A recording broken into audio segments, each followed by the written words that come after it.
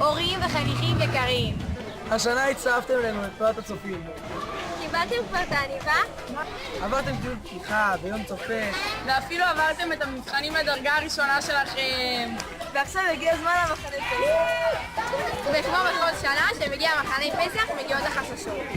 אז אנחנו, המדריכים שלכם, רוצים לומר לכם רק דבר אחד.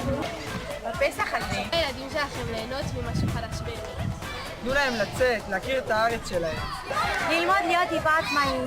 להתגבש עם החולצה. להכיר חברים. ולצבור חוויות חדשות. וגם אם הילד עדיין לא היה שנהלת בחוץ בלי ההורים.